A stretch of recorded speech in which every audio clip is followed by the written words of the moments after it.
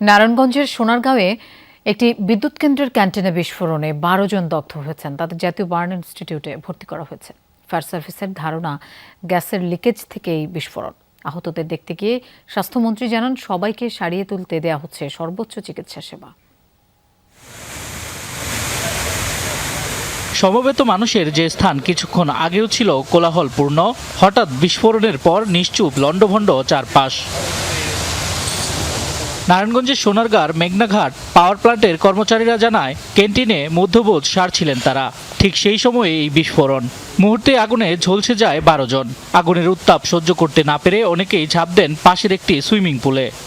12:30টার দিকে শুনছি খাওয়া দাওয়া চলতেছে এখন লাঞ্চ। ওখানে সময় শুনছি পাশে পাওয়ার প্ল্যান্টে গ্যাস সিলিন্ডার অ্যাক্সিডেন্ট হয়েছে, 10-12 জন। 4 জন দগ্ধ আর 9 জনের মতো ভালো আছে। এটি চিকিৎসা করলে ভালো হইব, কিন্তু 4 জন টিকার বড় কঠিন। বিস্ফোরণের কারণ অনুসন্ধান করছে ফায়ার সার্ভিস।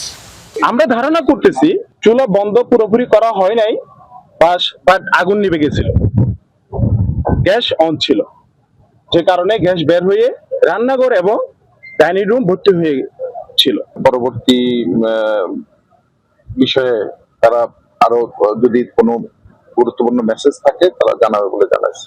আহতদের জাতীয় বার্ন ও প্লাস্টিক সার্জারি ইনস্টিটিউটে ভর্তি করা হয়েছে। চিকিৎসকরা জানিয়েছে 3 জনের অবস্থা আশঙ্কাজনক। আহতদের সর্বোচ্চ চিকিৎসা সেবার আশ্বাস স্বাস্থ্যমন্ত্রীর। বেস্ট ট্রিটমেন্ট দেওয়া হচ্ছে। আমরা এই ব্যাপারে সজাগ দৃষ্টি রাখতেছি।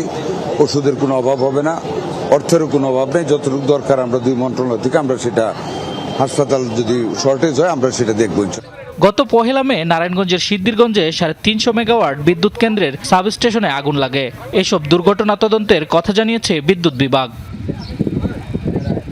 শামস তাবরিজ উচ্ছ্বাস, যমুনা নিউজ।